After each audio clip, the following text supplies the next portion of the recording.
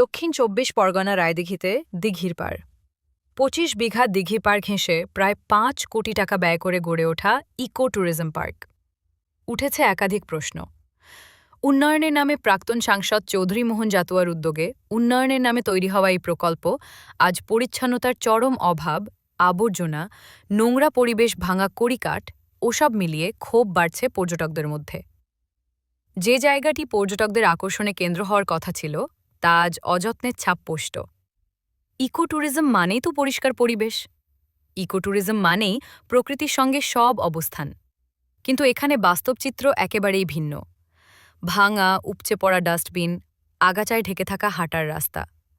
প্রশ্ন, ৫ কোটি টাকার প্রকল্পে পেয়ে নজরদারি কোথায়? যদিও এই নিয়ে মুখ খুলেছেন এলাকার বিধায়ক ডাক্তার অলোক জাতুয়া।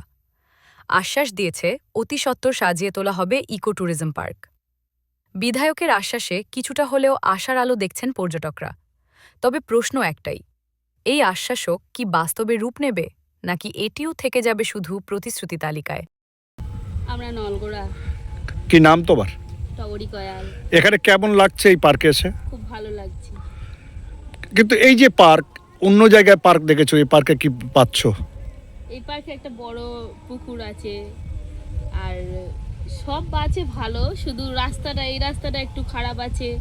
তারপরে ওই দিকে ভালো আছে, এই দিকটা একটু খারাপ আছে। এগুলো কি ভালো হলে ভালো হতো? হ্যাঁ, ভালো হলে ভালো হতো। একটু পরিষ্কার হলেও খুব ভালো হতো। তোমার নাম?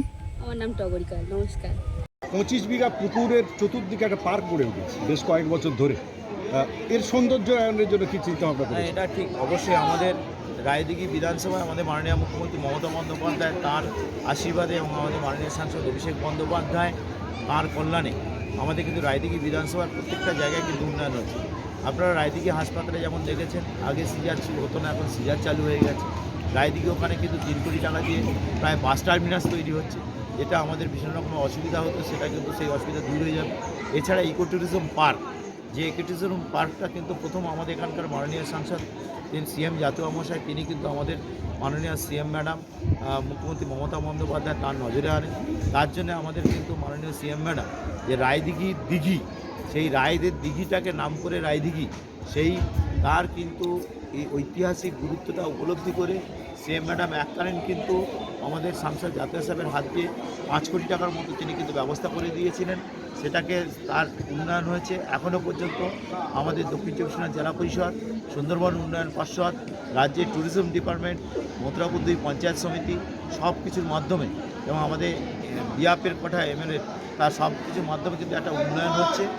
ইকো ট্যুরিজমকে ঘিরে প্রচুর মানুষ সেখানে কিন্তু যাতায়াত করে, প্রচুর মানুষ কিন্তু সেখানে গিয়ে আনন্দ পায়। যারা পর্যটক আসছে বা দেখতে আসছে, ছোটতার প্রয়োজন এবং চতুর্দিকে রাস্তাটা প্রয়োজন রয়েছে। হ্যাঁ, রাস্তার জন্য অবশ্যই আমরা স্কিম দিয়েছি। একটা দিকে রাস্তা আমাদের পেপার ব্লক এখনও বাকি আছে, ওটা সুন্দরবন উন্নয়ন পর্ষদ থেকে খুব শিগগিরই হয়ে যাবে। আর ওখানে আমাদের যেসব ছেলেপুলেরা ওখানে কাজ দেখাশোনা করতো, সেই ১০০ দিনের কাজে বেশিরভাগ গেছিল, কিন্তু অনেকদিন ১০০ দিনের কাজ পাচ্ছে না। যার জন্য আমরা কিন্তু তবু পঞ্চায়েত সমিতির পক্ষ থেকে যাদেরকে রাখা হয়েছে, আমরা যতটা জানি পরিষ্কার পরিচ্ছন্নের জন্য প্রত্যেক দিন আমাদের কিন্তু ওখানে ভিজিটররা আসে, তারা এনজয় করে, তারা অবশ্যই, এবং সব বয়সী মানুষরা আসে। সকালে গিয়ে আপনারা দেখবেন কেউ মর্নিং ওয়াক করছে, বয়স্ক মানুষরা একদম ফ্রেশ অক্সিজেন নেওয়ার জন্য সেখানে কিন্তু তারা হাঁটাহাঁটি করছে। পরের দিকে অনেকেই কিন্তু যারা মানসিক অশান্তিতে, মানসিক অবসাদে ভুগছে, তারাও গিয়ে কিন্তু ওখানে আনন্দ পায়। এবং ওই পরিষ্কার পরিচ্ছন্নতা আপনি বলেন আরও ভালো করে আমরা দেখি। দক্ষিণ ২৪ পরগনা থেকে রেবতী মালি রিপোর্ট, ITC নিউজ।